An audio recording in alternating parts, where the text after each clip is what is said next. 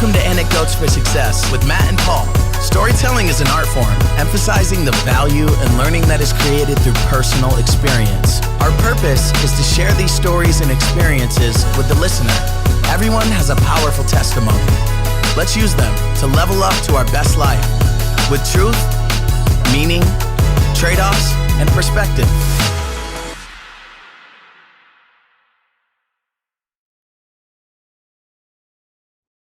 Big shout out to Isaac Mather for the new podcast intro. You can check Isaac's music out on all socials or directly at isaacmathermusic.com. Here we are, Matt. Last episode of the year. Yeah. I don't want to say we saved the best for last because that's not true. Of course we did. We'll talk about me today. That seems weird saying that, but I saw a young man. You kind of know him. Well, we won't get into that, but he was going on and on about listening to the episode of your story. And the direct quote was, "I just want to sit down with Matt over a couple beers and hear more." I go, well, maybe that'll happen. He's friends with your daughter, so okay, got it. So he's probably going to hear me say that now because he listens to all our episodes. Hit me up. Whoever. Yeah, I told him that Matt will do it. It's just a question of timing. And it's just a question of that he's buying the beer. Yeah, well, there we go. That's all it takes, Paul, to sit down with me as you know. Just say you buy a couple beers and I'm there. But it got me thinking before we start my story today. This will be our 105th episode. We started it because we just did phone calls. We just had 20 minutes where we should have hit record. I was going to say, Paul, what we just did the last 20 minutes, outside of all the swearing, would have been one of the more passionate, fun. That's so fun for me, but that's why we started it, to your point, right? Yeah, I think from now on, I'm going to hit record when you come into the Zoom just for 10 minutes. And that becomes our subscriber stuff. Just 10 minutes, 15 minutes. That's a good idea. We talk anyways. It's a question of when do I start the podcast. But anyways, we'll work on that. We keep saying it. But we keep talking about national reach and we look at our numbers, even though that's why we do it. Like we're close to starting to monetize ads and all that sort of thing. Again, not why we do it, right? We want to reach people and help people level up to their best life. But what I realized the last couple of days, my daughters have been home over Christmas, so we'll hit the local bar and grill or the local brewery and we see a ton of people. We're influencing a lot of people locally. Like in the age of social media, you look to expand and have this reach nationwide or globally and help all these people. I've heard a lot of stories and testimonials from people that we're making a difference locally. And I guess it should start locally. And we don't see that sometimes because we're not in a studio locally with an audience. But if we rented out a local spot, I think we'd have 50 to 100 people watching us locally. Yeah, that's interesting. And I've had similar conversations as you can probably imagine. And I think there's, people know us locally, right? We interact, whether it's in our jobs or just our families or, those types of things. So there's some credibility there that we're just real, genuine people, just like everybody else in our communities. And that probably provides that ability to, I guess, reach past the, who are these people, reach through that like unknown wall or whatever it is. But, there's also, it's so much fun, right? Just you and I talking is so much fun. You and I talking with another person who's coming on that we don't know, or we're getting a different perspective is so fun.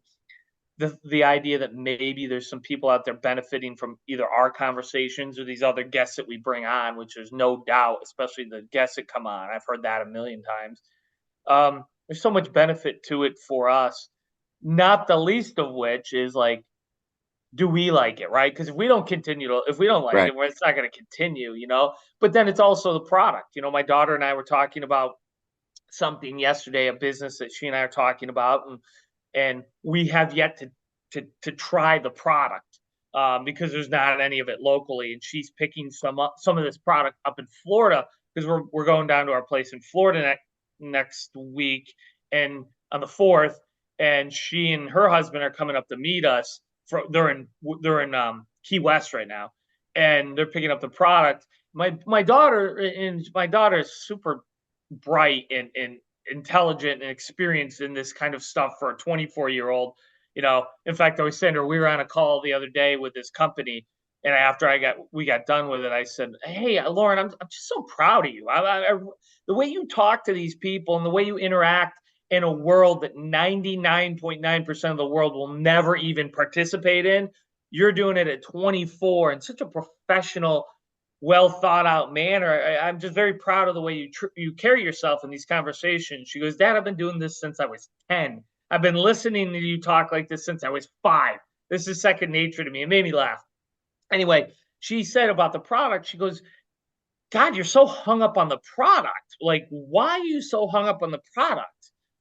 And not that she doesn't understand that the product matters, but I said, "Lauren, at the end of the day, without the product, you can be the best marketer, right, and the promoter, and you can have the best reach and all those kinds of things. But without the product, you got a short window of time. And so, as much as we love it and we enjoy it, we'll continue to do it.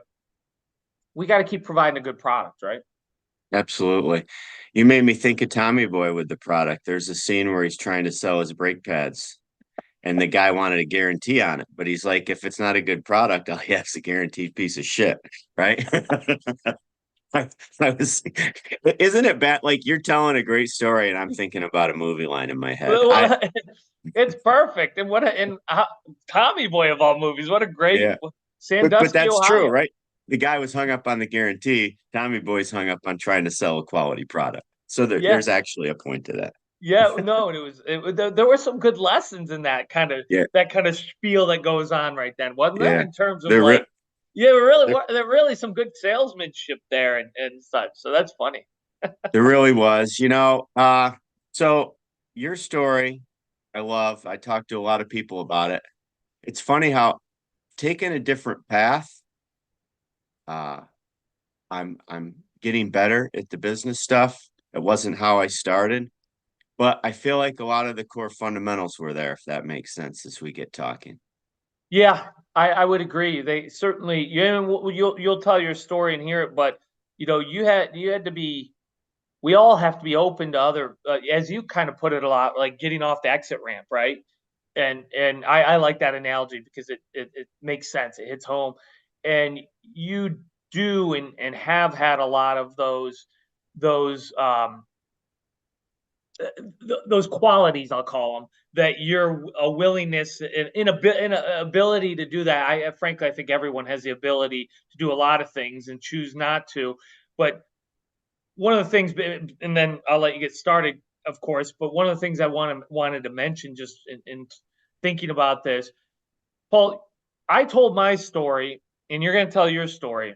But the fact of the matter is, what I think makes us both unique in a lot of ways that, in our, I'm 48 and you're early 50s. 51. And most people I know, Paul, at our age, their story's been over, other than what's retirement look like and how can I stop doing things that I don't really want to do anymore, work essentially. And unfortunately, what makes me so sad is most people's stories by now are ending, not their lives are ending, of course. And it doesn't mean they don't have family and things, but the idea that there's more for them to accomplish professionally, and I hate that word in a lot of ways because I don't feel like what I'm doing professionally, everything I'm doing is different than that. And I feel like that for you too. I think like the things that you're trying to do isn't because you're like trying to grow yourself professionally. You're trying to grow yourself individually. And most people, they've just stopped. They stopped years ago. They stopped at 32 or 42, not at 52, and what I admire so much about you and what I try to continue to be for me is someone I'm not stopping. My God, I'm halfway through my life. I hope, if God willing, if I were quite lucky, statistically, you've got another 35 years left. I've got another 37 or whatever it is. You know what I mean? We hope, but like, you're not done. And so many people I meet, Paul, the vast majority, they're not only they're done, they've been done. The idea that they're gonna buy a piece of real estate and develop it, or go get educated in a whole new field and start to help people in that. Not to steal your thunder, but that's so foreign to them, Paul. That's so far beyond anything they would consider, and I find it very it's sad. Anyway, that said, you're continuing to grow, and that's what I just want to point that out. That in itself is dramatically different than most people.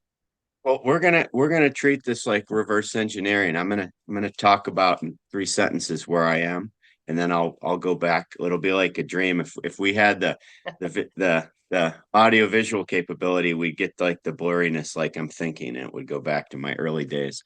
So 51, my wife's 52, and we're currently closing on our first commercial property. And a lot of people are like, what? Like surprised, happy. What are you going to do with it? Well, we got some ideas and we will. We're not worried about that, but you can't worry about any of the ideas until you close and have like the whole point is it's like we used to joke about winning the lottery, but I never buy lottery tickets. So like, why do I talk about winning the lottery? It's just a waste of time. You have to take action. And, my wife was able to retire a little early, not to stop working, but to pursue some other jobs careers, I should say, not a job that she really wants to do. And now we're focusing on what projects can we partake in the next 10, 20, 30 years. We're not going to stop. And I've learned that conversing with you the last couple of years and trying to practice what I preach in the classroom. Mm-hmm. Don't think you're never going to stop working. Like you shouldn't. I don't know what they have this philosophy that you're going to retire and just sit on a beach all day. And that might be fine for a week every now and then. Yeah, right. You should do it every now and again. But what's the point? I don't think human beings are wired that way. And I think the circuits start shorting out when you stop thinking and trying and breaking out of comfort zone. So that being said, I always laugh. I start my story in school by saying, I'm not where I thought I'd be at all, but I'm right where I should be. Mm-hmm. Yeah. I was a normal kid till I was in 7th grade, and I was introduced to the game of golf by my late grandmother, and I just became addicted, like to the point that's all I played. I wasn't even the greatest student. I mean, I was a 90 student, but I say not the greatest because I could have been a lot better, but I did just enough to make my parents happy. Does that make, and they're, yeah. So, worked my tail off, golf. Then when I was old enough, I worked maintenance on the golf course. So not only did I get free golf now, I got to cut the greens and the cups and, learn that process and be done at noon every day and just go play golf. Long story short, it became my passion. It's the only sport I've been cut from in high schoul too. So I tell people, really, I never you knew want to that. talk about a loser? I was cut from the high school golf team. Wow, you and Michael Jordan, the two people. Yeah, I know. I don't know why they're not posters. I've failed 10,000 times, but now, granted, there's no junior varsity team. It's just varsity, and I was in 8th grade. Right. So 9th grade, I was cut again, and the coach felt sorry for me because all my friends were like, "Coach, he plays all the time. He's going to be something."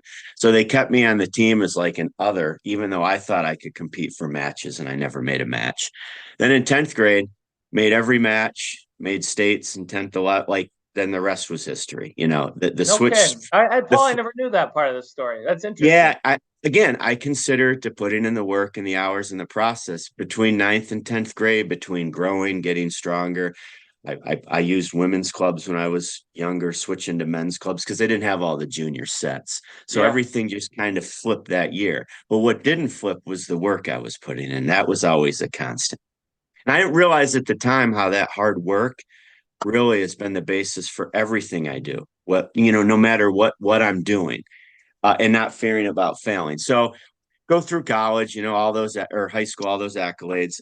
get a scholarship. I start off down at Coastal Carolina, transfer to the University of Charleston. That's a whole nother story about adversity, but it is what it is. And have a great career in college, all conference, academic, all America. And then met my future wife at the time.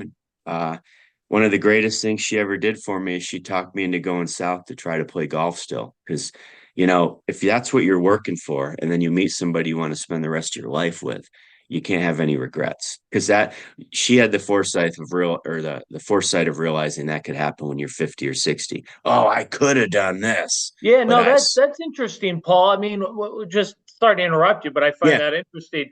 So you were, well, first of all, she was a Cortland Red Dragon, right? Yeah. So yeah. that's awesome. No wonder you married her. That the Red Dragons are the best and national football Division III national champions this year. Absolutely. But so you guys met. You obviously were serious, but she was the one who pushed you to go pursue that. But where was she? Did she go with you? No, and that was the part. She went to school and then grad school and got a degree in school counseling and landed a job. She ended up staying there for 27 years before she retired early as a school counselor. And like she's starting the career, she wasn't going anywhere. And there was no reason for why would she give up her dream as well, you know? I was only down there, I don't know, 4 to 6 months. And I realized it's super hard. Realized I needed a job to pay the bills during the daytime, because there's no draft in golf. You have to try to play mini tours, and then maybe you get a sponsor, or you raise the thousands of dollars to go to qualifying school. I never got that far. It was just a couple mini tournaments where, everybody pulls money in, and there might be a sponsor, there might not, and you try to cash out. But I realized as much as I loved it, that's too much of a grind for me personally, Okay. And so, whatever, I come home 4 to 6 months later and the rest is history. But I don't consider everything I did up to that point a failure. I consider it's just time to, people like to use the word pivot. I use the word, it's time to take another exit along the road, right? I have a lot of friends to this day that still are golf pros because when we left college, I had a business degree and played a ton of golf and worked at a country club near the college. And a lot of people just take on jobs as an assistant pro and then you join the PGA and you take that route. But I realized I loved playing too much to have that passion be a business. And I thought that was an important lesson too. So interesting. Came back home with a business degree thinking I'm supposed to run a Fortune 500 company with no experience. That was one of the worst things I did. Like when you're a golfer, you're trained to just get a business management degree, which is fine. But there's no internships because I'm playing golf all the time. It's not like, there's no experience. So I worked at a bank as a bank teller, then transitioned into the Corning Credit Union and realized I worked with one of my best friends. Yeah. We had some good times and, realized, okay, this is great, but this isn't my path for the next 30 years. Like they treat you very well there. It's a great company, right? Yeah, it is. So again, my wife, my hero, says, well, what do you want to do? And I talked about being an educator. I had a history teacher my freshman year of college that brought me into his office hours and said, you should be a teacher. You've got it. I said, I'm not being a teacher. All the stereotypes. They make no money. I'm going to be a pro golfer. I'm going to do this and that. So I thought a lot about him. I never saw him again, but I went back. Wow, interesting. Yeah. Wow. I don't even remember his name. Isn't that terrible? It is. And just, you think about, because I can think of two teachers right now off the top of my head who made some profound impact on me in my life, and then, people will say what you do, teachers, it's a tough job. They don't make any money, and I say that, you know what I mean? I've said stuff and a lot like of that's true. And a lot of it's true. But what we don't say enough is, man, they can have an unbelievable impact on people, right? In ways that's the other side of the coin there that is just not discussed probably enough because it's true. What drew me to it? We both like freedom, right? And I joke about it with the kids all the time. Uh, there's freedom through finances, and to be able to, like, you literally could pick up and go anywhere you want if you gave yourself a couple days notice, right? I can't do that. But the freedom that I get as a teacher working half the year when you add up all the vacations and whatnot, and the meaning of influencing other lives, the coaching side Yeah. of me, like, I don't regret it.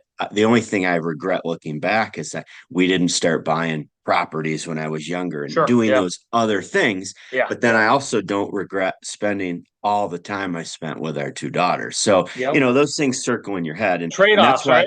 yeah, and that's why I go back to, I'm not where I thought I'd be, but I'm exactly where I should be. Yeah. Yeah. And I ask guests all the time, what would you go back and tell your younger self? Nothing really, because if I started doing all that stuff at a younger age, I probably wouldn't be right where I should be, if that Yeah. makes sense. Yeah. So, went back. I used to work at the credit union till close, and drive and take a couple classes at Elmira College and up in Ithaca. And that probably took me a year.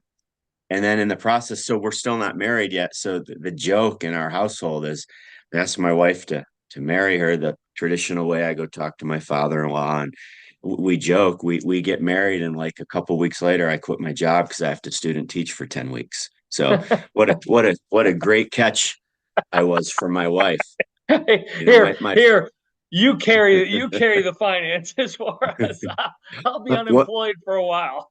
Yeah, and it's the craziest thing, the way it was in education. They count student teaching as a 12 credit class. You have to pay for 12 credits, and then you literally go work every day for 10 weeks. That doesn't make any What a sense. scam. I love it. Yeah. But she was worked hard and didn't have a lot of college debt.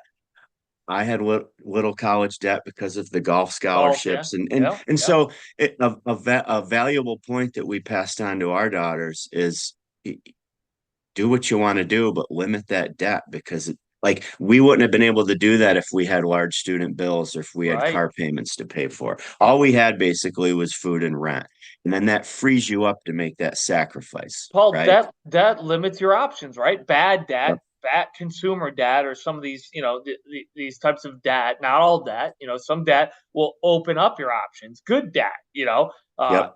but bad debt will. We talk about freedom and be able to do the things you want to do. You want to really handcuff yourself, and what I call put yourself in consumer jail is go get a bunch of credit card debt, right? Go Yeah. have to pay those bills every month because you decided you wanted to live outside your means, and that kind of thing. But anyway, continue. But that's worth pointing No, out. so we did that, and you finish in the middle of the school year, and then instead of sitting around or complaining, I literally substitute taught every day for half a school year. And when you're a good employee in general, which is what a substitute is, and word gets out, there was never a day where I wouldn't have a position. And what I would do first, back in the day, they had assigners that would call you. Now it's all done electronically and Sure. text and what. So I'd start getting ready in the morning. I just knew I would be at some school somewhere. First Right. call I got, it could be elementary art, it could be music, it could be high school. Didn't matter to me. I was gone. So now you can bank on those 5 days of pay. Now, Paul, over time, schools, hey, we know we're going to have you twice next week. So then I would start taking those bookings per se. But what a perspective to be able to do everything grades K through 12. I have the utmost respect. I could never be an elementary school teacher. I was so bad. I was subbing for a friend of ours. The kids were so bad. She made them, they confessed the next day. Like, the good kids were even like, yeah, we kind of did all that. And she made them write me, apology letters, and dropped them off at the house. And they work all day with every type of kid. And then they go to their specials, and you have like 30 minutes of rest. And then, like, I mean, they probably say the same thing about a high school teacher. Like, I'm dealing with kids that, like, physically are bigger than me, right? Or have all sorts of other things, maybe some violent, So I guess you find your spot, but it taught me to not judge any other type of teacher. It taught me to not think I'm better than anybody else. And it really taught me a lot. My favorite thing's Maslow's hierarchy of needs, because when people don't have a foundation and it's at the younger level, like you could almost pick the kids that aren't going to make it. You Yeah. just can, without some sort of intervention or counseling or Yeah. change in their process. So Yeah. that was super valuable. And then the other lesson I learned is I would just go sit in the faculty rooms for lunchtime, and you could hear a lot. You had the angry teacher, the teacher that couldn't wait till they retired. Uh, you heard all the cons about teaching. What you really didn't have was the teacher that actually liked it, because they wouldn't go in the faculty room. I Ah, when I got my first job, I found I had a good mentor that said, "Don't go in the snake pit." That's what he called it. no kidding. Yeah, don't go in the snake pit. Now, Wow. now that changed. We had a good group my first 10, 15 years teaching, before a lot of them went on to administration or retire. And you know how Okay. that works. We actually did go to the faculty room, and we just never talked about kids. We just had fun. I could tell Right. you Right. dumb stuff we did in there. Like it became a safe room. I want to use that in a positive way, not the bad way of a safe room, like we're coddling ourselves. But Right. Right. Right. Right. uh, No, that's so interesting. yeah, so the subbing and the starting out, first job I got was at Edison High School, so I was off to the races. Funny story, quick about student teaching. I get my first day, I've got my lesson plan planned out. Uh, Gentleman's name was Lou Condon from Corning. Great teacher. He just let me go. I'm teaching seniors when I'm doing my student teaching. I go. And then finally a kid raises his hand, and I'm all excited. Yes, the interaction's awesome. He's like, dude, your zipper's undone. so so whoop, up it goes. I finish the lesson, and I look at the clock, and only half the period's gone by. I just flew through everything. It Oh was my. it was terrible. I was probably terrible to the kids, but again, going back to my golf, that like you just keep working, you keep working, you keep working. Well, isn't And that the, sorry to interrupt, but isn't that yeah, the best story, the best lesson you can have? It's like when you're new at something, and this is what gets me so frustrated with people. Like, I can't do it. It's like, yeah, because you did it the first day and it was hard and you failed. Your zipper yeah, was down and you blew through the it lesson way was too fast. terrible. Yes. Do you really think that you're not, like, you got keep going? Tomorrow your zipper won't be down and you won't go quite as quickly through the lesson. You'll still fail, you'll still do something dumb, but then the third day, and I just think it's a great story, Paul, because it's like now you're, yeah, I'm sure the difference between then and now, people would look at you and go, because I've heard this, Paul. Yeah, Paul's such a great teacher. He's amazing. He's so good. And it's like, yeah, how long has he been doing it? How many mistakes has he made? Right? You'd be the first to admit all these types of things. You're yeah. not good the first day. No one is. No, you're terrible. And I mean, we could have a whole episode on funny stories where I thought I was going to get punched and it worked out okay. And, and I was at a really good high school, but the challenge to me, it wasn't the good students. The challenge was how do you get the other students that don't care about grades? Again, maybe back to Maslow's hierarchy. How do you touch them and get them Yeah. to understand there's something else out there for them? And that was fun. I mean, I'm going to fast forward a little bit. 18 years later, a lot of teaching and coaching, and I apply for a job at a local high school to change. I didn't even get an interview. And I knew people on the committee that said they thought it was weird you wanted to leave a school that you were comfortable at to move to another school. And I didn't think there was anything weird about that. Like, who wants to do the same thing for 30 years? Right. Right. But it was the best thing ever, blessing in disguise, because the next year, the New Visions Academy, it's in our BOCES vocational system, came to me and wanted me to have the job. And I actually took the way teachers' pay scales work and transferring. 18 years in, you're in that range where you start taking pay cuts when you move jobs. Isn't that Okay. crazy? Okay. Where if Yeah. you went from corporate to corporate with 18 years experience, somebody'd be stealing you. And so I took a little bit of a pay cut, but I mean, that's all fine. It worked out. And I have that job now where I recruit from area schools, the best of the best. I only take 30 kids. We've talked about that in the podcast before. And I have a lot of people, you're going to resonate with this, to say, oh, you're so lucky. You just have kids from 9 to 11 every day and then 12 to 2 every day. You're so lucky. Okay, maybe, but I built that luck. That Yeah. luck's from exactly what I did for 18 years. Now it's 9 years later at New Visions. But I wanted to get back to that. My final years at my old high school, when I was teaching government economics, I was doing the same thing I do now, but I was stepping out of comfort zones and stretching the limits of what I could do just in a 40-minute classroom. Like my favorite students were the kids that would go away to practice welding, construction, heavy equipment. They'd come back to my classroom. It's not that they didn't like me. They just didn't understand why they had to be in school in 12th grade when they're learning how to operate heavy equipment or they can weld stuff. They just wanted to get on with their lives, right? Yeah, yeah. So my best work I felt was I could develop relationships on knowing they just got to get a 65, 70 in my class. And I don't think anything worse of them. Just show up. Let's do the work. We'll get you out of here. Okay. And then I found out, I had a putting green in my backyard. All of a sudden, the welding kid's welding a piece for me for my lawnmower, right? Yeah, The right. heavy equipment kid's coming over to help me move some dirt. So what a relationships we form. And Yeah. I did not judge them because they had a 65 or 70. I actually admired them because they want to go contribute to society and make lots of money and buy income producing Yeah. assets. But in school, they're not the smart kids. No, Right. the smart kids are the ones that go take on $100,000 debt with a business management degree like I had with no experience and wonder why they can't pay their student loan bill. Like what are we doing with kids, right? Yeah, yeah, So yeah. so all that formed my story to now with students. I have these smart, motivated kids. College still may be your thing if it's a career that directs you to making that money back someday, right?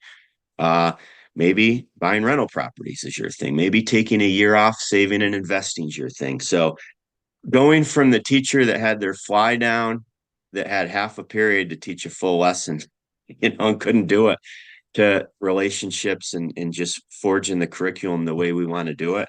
The relationships I've learned to develop with kids after 27 years is priceless. And I you can't put a monetary value on people, a drink chip showing up at your table at a restaurant, and then you see an ex-student waving to you, Yeah. or stories how I hated school. And I remember one year kids were keeping like a book of vocab words that I don't even know if were real words. I was just using big words, right? They were tracking them. The funny thing students would do, but nobody ever talks about the actual content of my class. Isn't that weird? Yeah. And I think that sometimes teachers, well, politicians, especially policymakers, school boards get so caught up on curriculum. I mean, you have all the curriculum you need by Googling something or looking on Yeah, your phone. that's interesting. Yeah. Let's teach them to cope and build relationships and provide value for value. So that's where I'm at. And then in the meantime, like I said earlier, I don't regret it, but COVID was another big uh, time to take an exit type situation. I thought at the time nobody knew what was happening when we're locked down. That what if the state just starts showing videos to kids on Zoom every day and there's no such thing as teachers, right? Like Right, right. I didn't really believe that, but you start nobody knew what to Oh, believe. at that time, Paul, nothing was off the table, right? Yeah, Nothing. I mean, I tell you what we did with our store or subways and such, and the it that those that early time and obviously those of us who lived through it will always remember. But yeah. people will look back on it and go, oh well, what they'll think, whatever they'll think. But what we'll never be able to put into words is that idea that things like you were just saying, nobody knew what was going to happen next, so it was crazy. So Oh, and so I love my Twitter and my Instagram and my social media. I've gone on and told you and viewers how if you have more control over your content on social media if you have the superpower to scroll past the stuff you don't want, to block the stuff you don't want, to mute the stuff you don't want. I'm not saying it's perfect, right? But you develop a lot of relationships. Heck, that's probably how we've got half our podcast guests. So but hooked up with a guy. I've since met him a couple times and he's visited, but he mentored me and I got securities license, my 6 and 63, and started that business. I mean, 25 clients now and over $1 million of assets under management. And I don't think that's a lot. People think it's a lot that don't do it. And that's just having conversations and helping people. Like that's not even my full-time job. I had somebody the other day said, what if you were 25 and started then? And it's probably unbelievable what I would have accrued today, but I wouldn't be doing it for the same reasons. Like Right. it's relationship. Like I do it to help people, and it's relationships I have with people. So Yeah. again, I'm not mad I didn't start at 25. I'm glad I do it now. And we have the business with the food truck, and now my wife and I are buying that commercial property. So at 51, I don't I don't think the best is yet to come, like we were saying earlier. And I have teacher friends, 4 more years, 2 more years. People even ask me, when are you retiring? And I could go in 2 years at 53, but in New York, they don't let you collect your pension until you're 55.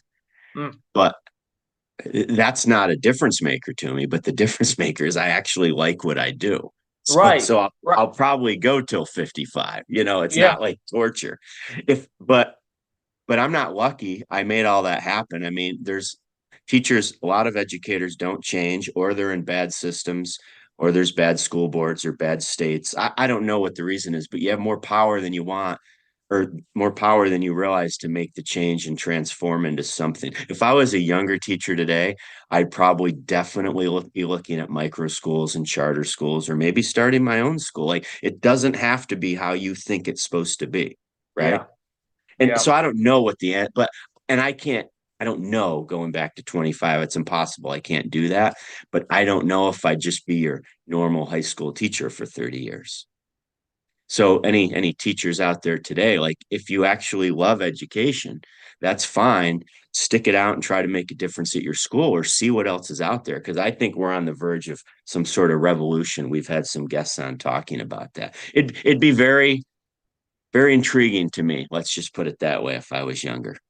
Yeah. Uh, Yeah. and my older daughter's a high school counselor, softball coach. We're actually going down to Virginia to play her team this year. It'll be fun. My high school team and Oh, her high you're school kidding team. me. Yeah, Oh, we're you're we're ta- kidding me. we're t- we're taking a trip down there. That is Uh, too cool. Oh my yeah, gosh. we're playing a couple games on our spring trip down there. But she's making moves. She loves her job as a high school counselor. She's making some other moves. I'd let her explain if she was on, to whether it's leverage yourself, hedge your bet, or just move on when she feels it's time to move on. Like the fact you're supposed to just get a job and do the same thing for 30 years and then have a guaranteed pension. I don't understand that. I mean, I know your views on it, and I'm glad I'm going to have it, but I'm glad I did it on my terms too, and I'm glad I have, my wife and I both have. We've used that to create more freedom. We haven't used it to just stop. Yeah. Yeah. And my problem with it isn't, Right. I'll take a pension. Hand me one. I'll take it. I'm not anti that at all. What I'm anti is when people see they have that, and then they spend every other dollar they make because they think, oh, I have my pension someday, as if that's going to provide you a life. In most cases, it won't. Right. That's really going to fulfill you and provide you meaning going forward. That's my problem with it. Just to be Right. very clear on that. It's No. not Right. having one. It's doing, and I know other people I'm very close with in my life who have pensions on the way through teaching. Right. And but they built other things as well. They have other things as well. So it's like, oh, that's taking both the best of both worlds in many ways. Awesome. Love it. That's the That's lesson it. I want people to realize. Yeah, that's the trade-off. I mean, education's given me a lot of freedom, family time. You're limiting your income for a great guarantee when you're older on the other end. I'm not knocking any of that, but you shouldn't rely on that. You should use it to do other things. And Yeah. I agree. Yeah. So, real quick, that's the professional side. In the meantime, golf was my life. So when my kids were real little, I took a job at the local community college coaching the college golf team. I had coached the high school team. That's what I was going to do my whole life. Again, now I look Mm-hmm. back and I'm not where I thought I'd be, but I'm where I should be. I remember my kids started t-ball. They were supposed to be golfers. That's all I wanted out of my two daughters: golf, golf, golf. But they started t-ball and fell in love with the whole baseball, softball stuff. And I found myself gone most weekends with college kids at a golf tournament. Why? My wife's sending me pictures in the early phone days of the kids and rogue Yeah. videos, because I'm like, what am I doing? Right. So gave that up and jumped full board into the softball stuff. And then it became basketball in the winter, softball. My putting green in my backyard grew in because I didn't have time to maintain it anymore. And it got to the point, I mean, we were blessed. I mean, I always said I'd be a traveling horseshoes coach for my kids if that's what my kids liked. Like, and then study. I can't tell you the YouTube videos and the clinics I've gone to, and just became a sponge for the sport of softball, you know. And they traveled all over the country and were blessed enough and worked hard enough. I mean, blessed is one thing, worked hard enough. They both played Division I softball, and my youngest daughter just finished. And I'm blessed because it's led me to be the head coach of a local high school softball team that basically it's history second to no one in the area. Oh, And it's people aren't from our area wouldn't know, but it's amazing. It really and is. who would have thought the college golf kid that wanted their kids to play golf is now Yeah. spending more time even working in the off season, and it limits some of my golf time, but I love it. And both my daughters, my older daughter coaches varsity softball in Virginia, and my younger daughter works in the corporate world out in the Chicago area, but she's giving lessons and helping coach teams 3 days a week. And it's kind of just become our DNA. But what a great way. Like, my kids have moved out, but we're always sharing tips and videos And connected that way, right? But connecting. let me back up on that subject because you kind of blew through it a little quickly, I think. But for as important as it is, you're like, you wanted them to golf, and then they got into t-ball and all that. So you're like, all right, the golf isn't their thing, t-ball is. Now, me as a dad, I'm a t-ball dad now, and I'm all in, right? And it reminds me with my daughter when she was growing up, she really got like Harry Potter, that was coming Right. out, and there's 8 million Harry Potter books, and they're all this thick, and and I've read every single Harry Potter, every single one, and people would say to me, "My God, you've read all the Harry Potter books?" If it would come up organically, and I'd say, "Yeah," and they're like, "Why? You're 40 years old or 35 years old at the time or whatever it was." I'm like, because my daughter likes Harry Potter. That's like, what else? I couldn't imagine, Paul, that if my daughter wasn't into t-ball, and my daughter loves softball too, and I was all into softball too with her. She didn't go on to be to have the success your girls did, which is fantastic. But like, you were all in because they were in. Just, like, isn't that what being a dad is all about? It's like, not, hey, you're gonna be what I want you to be. It's, oh, you're into this, now dad's into this. And that's how I have always been with my daughter, and I guarantee I will be with my Absolutely. new daughter, although we don't know what that's right now. It's eating and changing diapers, but so Right, I'm all right. in on those things. It'll change. It's funny. We every year we'd ask them if they wanted to do softball, if they Yeah. kept wanting to travel. And I remember we left a local travel team at 12U to a more regional one. And I didn't want to go because I was going to lose some friends and my local hanging out group of buddies. And we traveled, and I was the one kicking and screaming the whole way. And we've met a whole new network of friends, and it opened up new possibilities. And I look back on, like, some people say, oh, you get too crazy with the travel sports. No, I didn't want that. They stepped out of their comfort zones, not me. So Yeah. now, okay, you did that. Now I'm all in. Like, that's how it's a kind of little reverse, like, Yeah. I mean, there's moments we could sit down, my wife and I, there's moments where I became the crazy softball dad, like, because anything can consume you, right? Where you get to Sure. the point where it's not good or not healthy.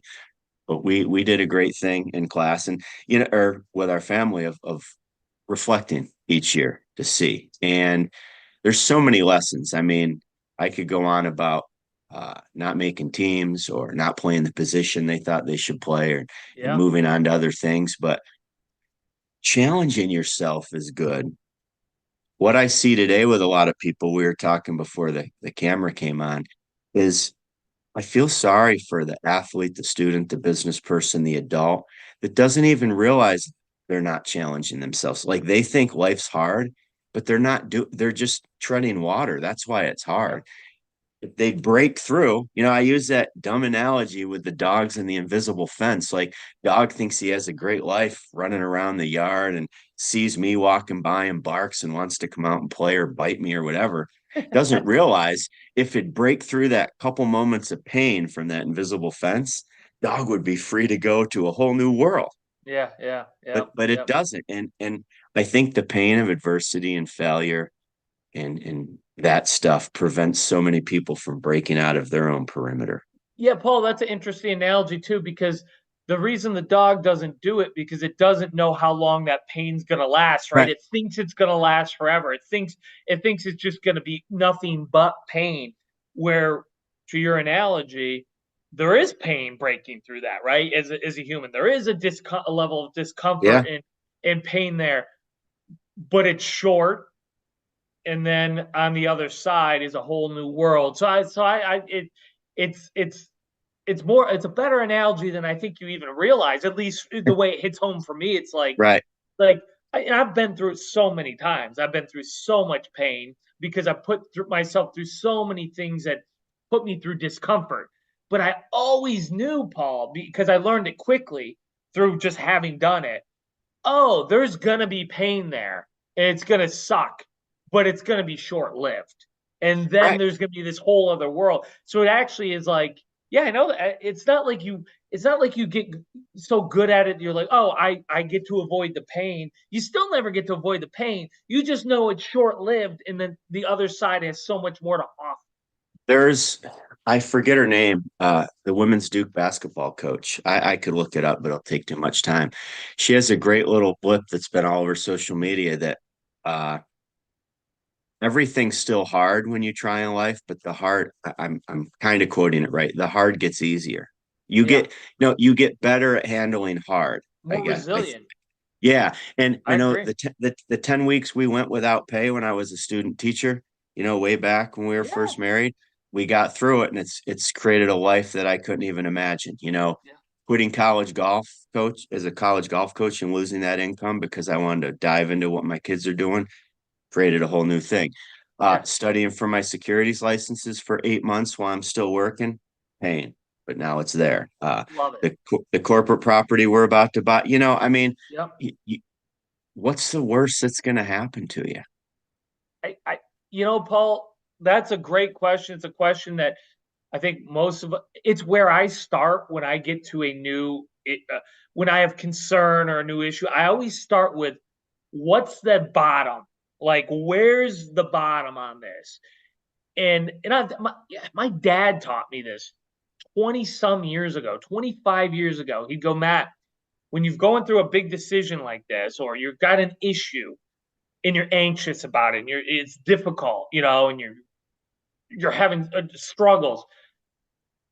What's the worst? Think clearly about it. Right. Don't make it up, but be like, okay, if it all goes wrong, this is the bottom. Can you accept that? And can you accept it for the short term? Because it's normally what it is. If it's not death, and I'm not being funny about it. I mean, if it's not death or some sort of tremendously, concrete, long-term problem, like a real disorder, if it's not that, generally you're like, okay, I could get through that. Then you can make peace with it. And then it's like, okay, that's the bottom. That's it. Oh boy, I can, but here's a positive. That has helped me through so many hard decisions in my life. I'm like, oh, could I, it's bankruptcy, let's say. Boy, that would suck. Right. But do I have my wife, my children, and the people that matter to me? Do I have the strengths that I already have to get out of that and move forward? Could I? Yeah, I could. Yeah, it would suck, but could I do that? Yeah. Here we go, or whatever. That was like a superpower my father gave me. It's an incredible superpower, and it's what it is. I am making up the statistic. 90-something% of people can't get through that. Right. Yeah. No. So I look back. Do I wish I would have been a pro golfer? Absolutely. Do I regret not being a pro golfer? Not one bit. Yeah. Do I wish I was still coaching college golf? Absolutely. Do I regret it? No. So the whole process of everything I've done, I don't regret anything. But again, I'm not where I thought I'd be, but I'm right where I should be. Like that's Yeah. the whole point. And who knows what the future will hold, but I know I won't be right here, right? 5 years from now, 10 years from now. And I that's love why and a lot of it started with the conversations with you 9 years ago when you started mentoring my students. Like, I'm like, holy crap, I thought Matt just was the general manager of the sports arena and you didn't even do that anymore. Blew my mind. Yeah. And I think of how far you've come in those 9 years to now blows my mind. And you're not stopping. Right, and Paul, you either, and where how far you've come, and if it hadn't been for your continued growth and becoming who you are, and us having these conversations, the fact of the matter is we wouldn't still be talking, and that's Yeah. not because you're a bad person or because I would have been like, oh, he's beneath me or anything like Right. that. That's just not a world I'm comfortable living in with people. We've talked about who you surround yourself with, Yep. right? And what that does for you as an individual. And if you weren't in a growth mindset and wanting to be more and better, whatever that means, you know what I mean? It doesn't have to be Right. what I care about, but someone who's like, oh, I want to be a better teacher, a better husband, a better father, a better mentor, a better all these types of things. You want all that, you act on all that. Oh, I want to be around you. If you Right. weren't like that, I wouldn't want to be around you. I mean, there's people who I love, but I don't want to spend time with them because other than here and there because they don't push me. They don't help me grow. And I need that in my life, and I only have so much time to spend with people. Absolutely. I'm going to choose it to spend with the Paul Richmonds of the world. Now, absolutely. And I think the other side of that is I wouldn't be doing all this without my wife either. Like your spouse, your partner literally So has to be important. your best friend and literally has to grow with you or it's You're in going to be trouble. too it's going to be too hard. It's going to be too hard. You're gonna Doesn't you're mean gonna hit you a agree on roadblock it. you can't get Doesn't mean over. you agree on everything, but when you have fun conversations about building in your future and acquiring real estate or what we want to do next, it's not Yeah, just, oh, what show are you watching tonight? Oh, I'll be in the other room and I'll be watch in the my other show. room. Yeah, Or, hey, I'll be exactly. down at the local bar, and then 6 months later, I wonder why. Oh, what a drag! She doesn't go out with me anymore. Yeah. Well, you have to. They have to be your best friend and really partner, business partner, best friend, your partner your for your everything. partner, your spouse, Yeah, whatever that person is in your life, they have to be. You have to be on the same page in these areas. It's so important. I've seen so many people stuck because their partner they just disagree on where they should go and you the problem is you can't move forward if one of you, it doesn't matter, is just nope. You can't drag that. Like it is terrible. I've seen so many things, so many yeah, people just not be able to move because of it. And look, I'll tell you, and my wife knows this, if my wife hadn't been on board with who I was trying to grow into and become when we met, we never would have gotten married. As much as I thought she was the most beautiful woman I've ever seen in my right. life, and I wanted to spend every waking moment near her, um, uh, I couldn't have continued to. It couldn't have worked. It just couldn't Can't. have. It can't. So I'm glad you mentioned that, and you have that blessing in your life as well. Yeah, I mean, and that's hard when you're younger. That's difficult, but that's what you should be looking into. Like, hopefully, you'll both have that mindset because it's hard to know who you're going to be when you're 25, when you're 50. That's impossible. But Impossible. you have to be open. So, Yeah. hey, we've ended season 3. Whoa. 105 Crazy. episodes. We're practically famous. Yeah. Yeah. Yeah. But in all seriousness, it's I know for season 4, the focus for me is to keep doing the great things we do, have more subscriber content in the beginning, and not underestimate the impact we're having locally and regionally. It doesn't have to be national. And no doubt in my mind we'll get there, but I'm going to be super grateful for what we've built to this point as well. So, We've already had as much of an impact as I could hope in yeah, a positive way on people, and those people as our guests, including yourself, on me and what that's worth, what the impact it has on me day in, day out, week to interact with people in this headspace with these mindsets. Paul, it's perspective. It's like reading books. It's educating ourselves, those kinds of things. And I made this note about 5 minutes when we started, and I'm gonna bring it up because now it's I crossed it out, but now it's perfect to bring it back up. I was listening to Patrick Bet David, who I know you like as well, talk recently, and he'd said, I'll paraphrase quickly, but go read as many books over the next 2 years on these subjects. And it was like finance, like money, finance, investing, leadership, human behavior, psychology, that kind of thing. And what was the fourth one? It was actually related to negotiation. Go read as many books as you can on those 4 subjects in the next 4 years, and then come back to me and show me your life has not changed so profoundly, dramatically, in a positive way that you're just better. He was kind of saying, put aside your victim mentality. I can never do this. The world's against me. Woe is me.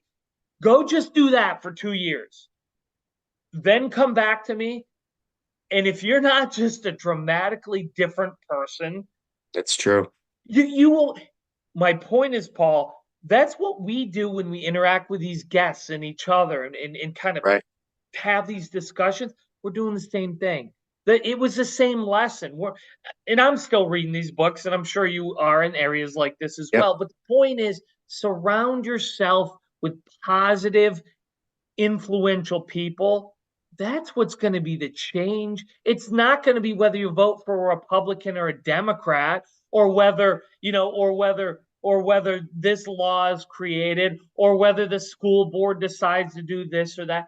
Those things aren't going to be the change. Go into worrying about this or that. Go do these other things, Paul. Then look at what your life's going to be like. That's your answer, not waiting for someone else to change the world for you. Anyway, that's why I love what we do so much. That's great. Hey, perfect. We'll end there. Have a great new year, and we'll see you next week starting season 4. Awesome. Good. See you, Matt. Thank you.